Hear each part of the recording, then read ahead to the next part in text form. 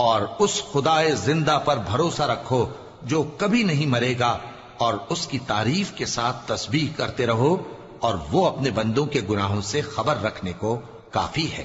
وہی جس نے آسمانوں اور زمین کو اور جو کچھ ان دونوں کے درمیان ہے 6 دن میں پیدا کیا، پھر عرش پر جلوہ افروز ہوا۔ وہ جو رحمان یعنی بڑا مہربان ہے، تو اس کا حال کسی باخبر سے دریافت کر لو۔ اور جب ان کفار سے کہا جاتا ہے کہ رحمان کو سجدہ کرو، تو کہتے ہیں اور رحمان کیا ہوتا ہے؟ کیا جس کے لیے تم ہم سے کہتے ہو ہم اس کے آگے سجدہ کریں؟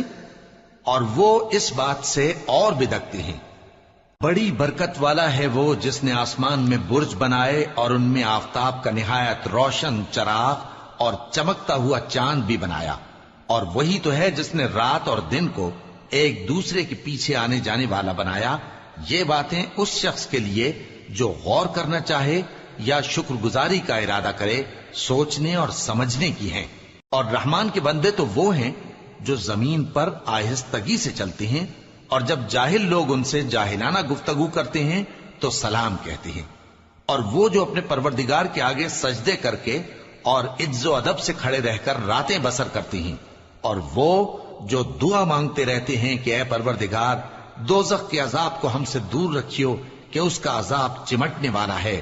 بے شک دوزخ ٹھہرنے اور رہنے کی بہت بری جگہ ہے۔